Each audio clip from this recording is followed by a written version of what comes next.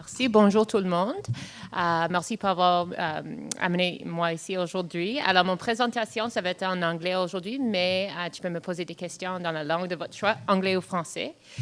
So again, thank you so much for having me here today. So I'm going to do a little bit more of a deep dive about some of the successes that we've had in Greater Moncton for our local immigration partnership.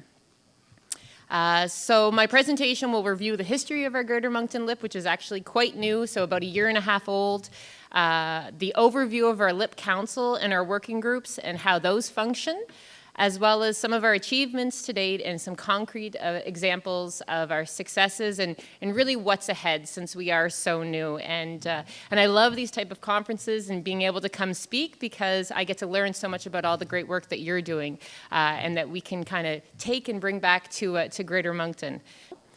So just to give you a little history of immigration in Greater Moncton. So over the past 20 years, our population has grown by about 40,000 people. So for a medium-sized city in Canada, that is very quick growth.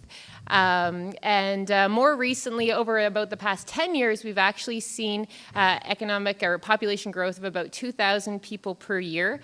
And the most exciting part about that, which really plays into my role with the municipality and with the LIP, is that about half of that amount now comes from immigration. And that does not count international students, which is a big priority for our province as well. Moncton is a bilingual community. It's officially a Francophone minority bilingual community. So also maintaining our linguistic balance is very, very important. And so the international students, for instance, from Université de Moncton and CCMB are very, very important to us as well for us to retain. So as a result of this economic growth, because our economy continues to grow in Moncton and in Greater Moncton, as well as our population. So you've probably heard a lot about a declining birth rate in New Brunswick and a lot of doomsday things happening, when in fact there's a lot of excellent things happening across the province. And actually, when you look at Moncton and Fredericton, St. John, there's amazing things happening in our province as well. And in our population and economy in Moncton is actually continues to grow year after year. So as a result of this growth, we held an immigration conference in 2013, and we had about 200 people in attendance. And it was at this conference that we recognized that we wanted to continue our economic and our population growth. And in order to do that, we really needed more of a strategic approach to immigration. Following that, there was also consultations held with our settlement agencies, business sectors, and a variety of other organizations. And also the consultants that were working on our immigration strategy also looked across Canada. So looked at a lot of the work that you're doing, some of the well-established LIPs, and our immigration strategy was developed. Our city council adopted it in June 2014, and I started working at the city of Moncton in November 2014. And within our strategy, actually, local immigration partnership was flagged as a very high priority. And the reason being is that we wanted to be able to create an entity where everyone could work in collaboration. The settlement sectors, so MAGMA and CAFI, our post-secondary institutions, our municipal governments. So that was really a high priority. So the first thing I did as soon as I started, my boss sat me down, he said, your number one priority is actually completing the LIP application. So I started in November, and by December, the application was out the door. And we received funding actually in September of that year. So our first agreement, like I said, was provided to the municipality. So we are the agreement holder. At this point, I am the chair of our local immigration partnership, but it really is very much a partnership. So we have so many different players around the table, and focusing on that partnership and the strengths and the assets of all of the community agencies and the government officials and whoever is involved is really, really important to us. Some of the things that help our LIP become very successful kind of early on and got the buy-in of our community is that we actually engaged Victoria Esses, and I know she's in the room here, early on. We did recognize that Victoria is a leader when it comes to local immigration partnerships, and her expertise and her connections to the LIPs in this room for us was really, really important.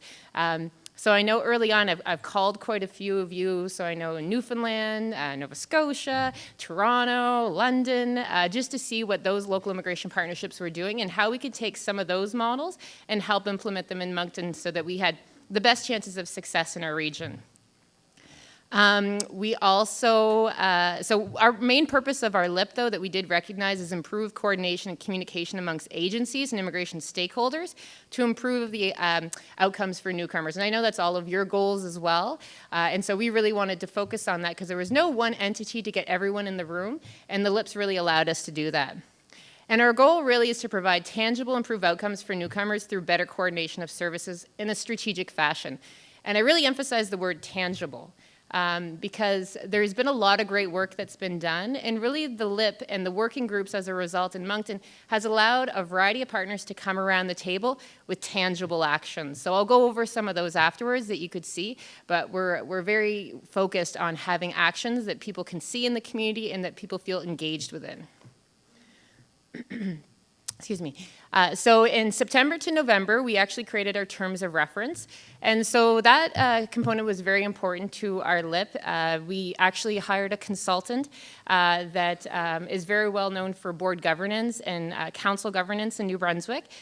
So she helped us form out those terms of reference based on a lot of your terms of references. So we did consult with a lot of LIPs in this room to take a look at what would work, and also take a look at our community too, and to see what are some of the things that would make our LIP be a success. So we did deep dive into those terms of reference and to make sure that they did ring true for everyone in the room. And then at that time too, we also identified key members for our LIP.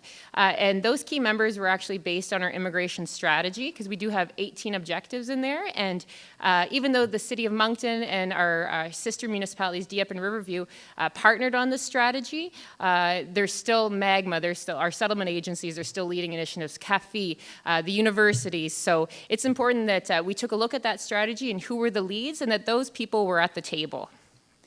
And the decision makers within those realms as well. So in November, our LIP Council was formed. We have 19 members from a variety of immigrant-serving agencies, government, immigrants themselves from lived experiences, and really basing it on the largest populations. So for instance, we have representatives from the Vietnamese community, we have the African Council, and a variety of other ethnocultural groups.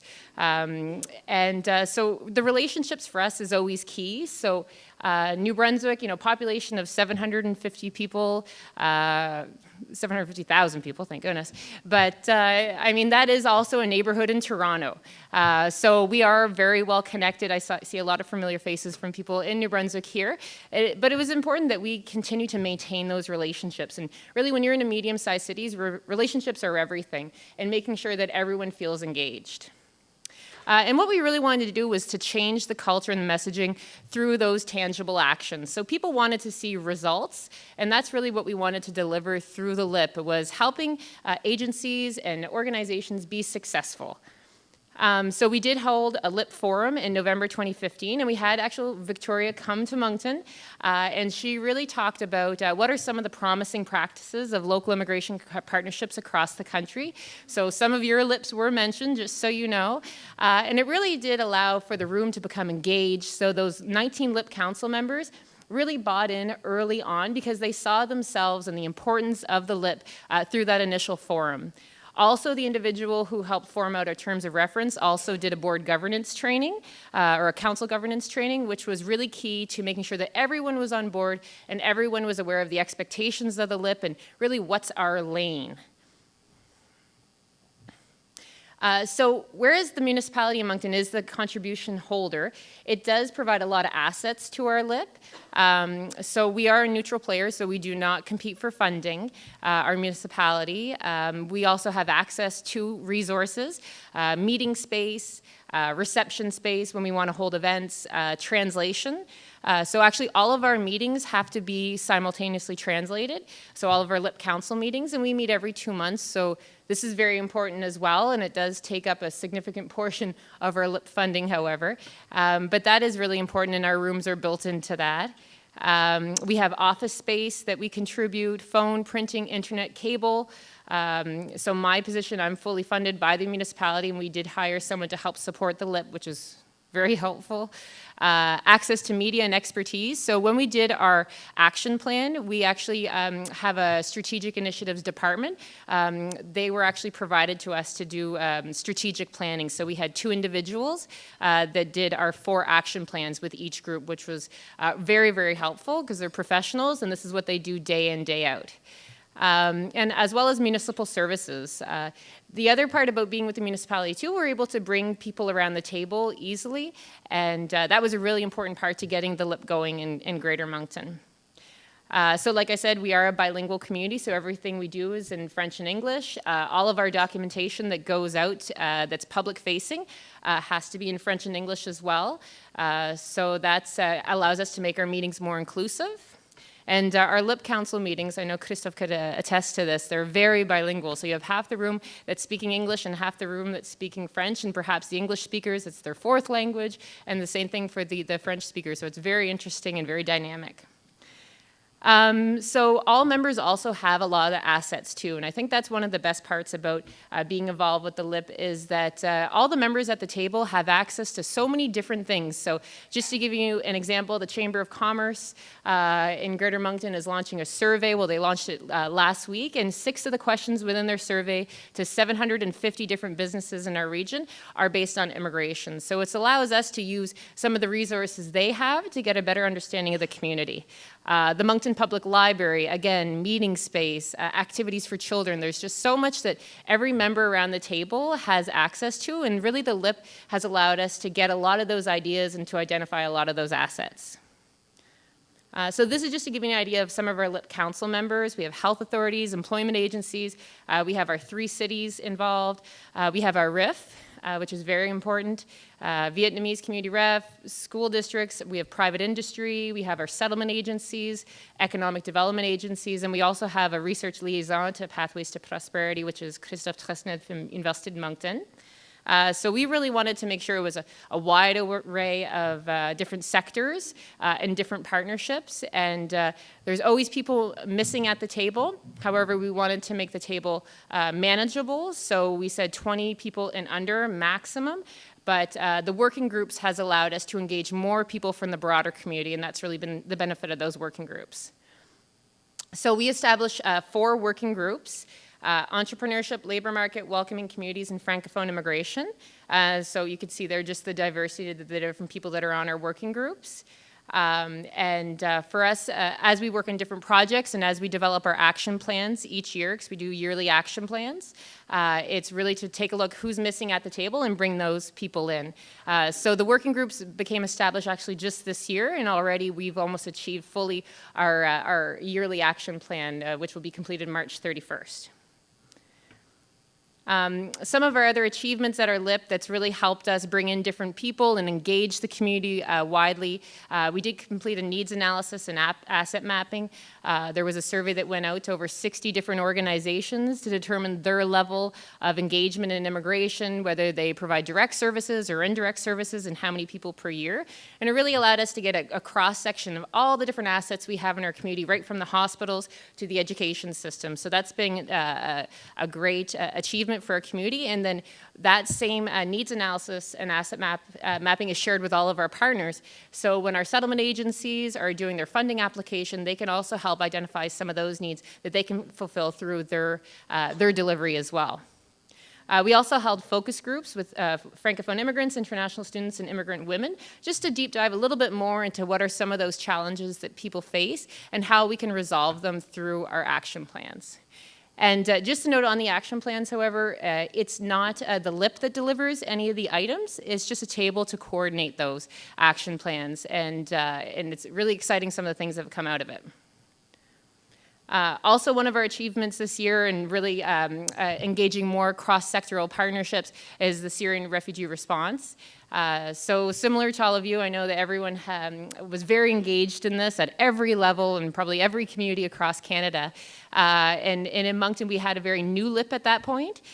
So it actually allowed us, we had our fire chief come in with our settlement agency, and they talked about some of the challenges. And as a result, we had secondments from 2 of our sister cities, as well as from the private sector. So people that were assigned, taken out of their regular role, and assigned to the Syrian volunteer in refugee response for 4 to 6 weeks full time. And that was a result of our LIP as well. So that was a huge achievement for our local immigration partnership. Also, it allowed us to engage a wider community response in terms of settlements. So having all the different people around the table, always talking about the different activities that are happening and how they can engage was a big success too. So some other achievements from all these different partnerships that we've developed is the action plans I had mentioned. We hired a LIP assistant, which I was really happy about. So she started in April 2016, and her role is really to help support all the working groups in the LIP. We realized that people that are sitting around the table are extremely busy, so give the work to the busy people, right? So oftentimes it's similar faces and different people from the community, but all the people on our working groups, they're all leaders, and we wanted to make sure that they were able to engage in the working groups with not having to do a lot of administrative work. So she takes the minutes, she calls the meetings, and she supports the 2 chairs, because we have 2 chairs for each just to take the pressure off, and she helps to support them in anything they need. And that's been a big success, and that's allowed us to engage CEOs and executive directors and provincial leaders in the working groups just to know that they're supported, and if they have any questions, they always have someone to call upon. Something else that's been a big success too has been we created a LIP portal.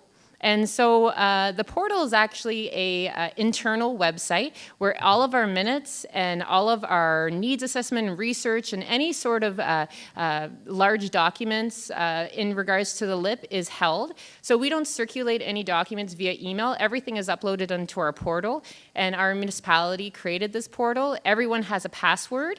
And so whenever people want minutes, or if they want to see what happened in a meeting, 4 months ago, everything is stored on that portal. And that's been a great way to make sure that everyone's is up to date and has all the information they need. We also unveiled a new logo too. So Minister McCullum came to visit our local immigration partnership. We were really excited, and he unveiled the new LIP logo with our mayor. And so again, too, that helped, we got a lot of media as a result, which was wonderful, and it helped engage even more people in the community, because the more people can hear about the benefits of the local immigration partnership and some of those key activities that are happening as a result of that increased coordination, the better it is for newcomers in our area.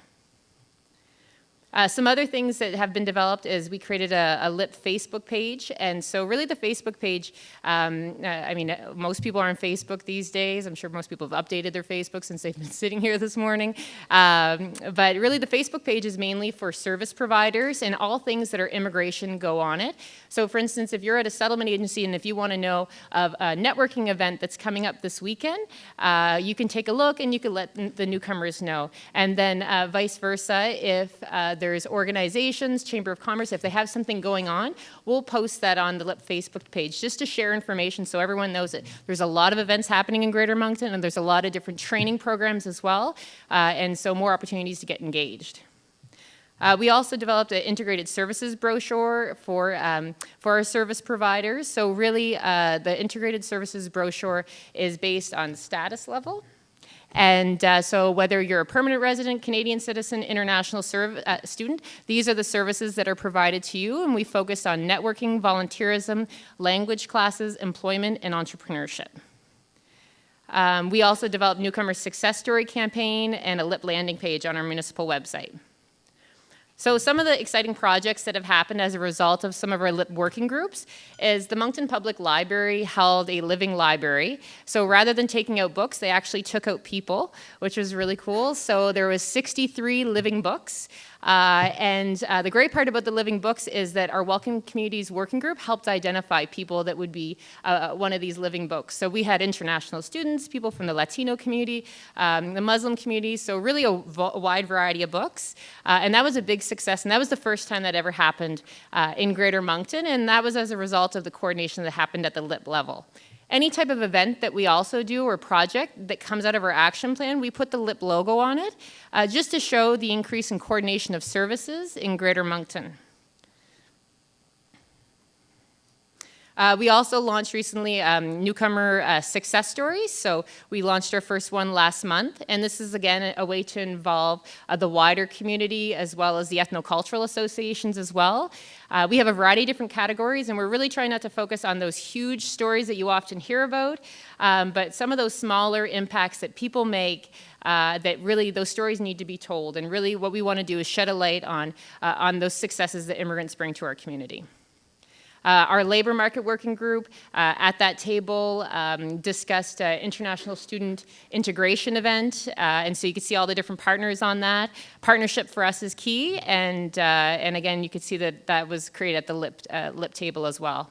Our entrepreneurship working group, as a result of the needs analysis that was done and hearing back from newcomers, there was an entrepreneurship boot camp. So a 3-week-long boot camp for immigrant entrepreneurs for our community. Again, at the LIP table, the entrepreneurship table. Francophone Immigration Week was huge in Greater Moncton, so CAFI led a variety of activities, and that was a huge success, and again, that was designed at the Francophone Immigration table. So what's ahead for our LIP? We've got a forum coming up where we want to engage more not-for-profit organizations and provincial, federal government, municipal leaders, and as well as ethnocultural groups to plan for next year's action plans. So now we have 1 year of action plans completed. We're really looking forward to next year, taking a look at our immigration strategy and what we could do together to help implement that. We also want to take a look at increased research for Francophone immigration, which is key for our community. Our linguistic balance is very, very important to us in entrepreneurship. And we also, of course, have to develop our action plans, and we will be creating an immigration website for settlement and integration services. So I guess in conclusion, I have my little note here.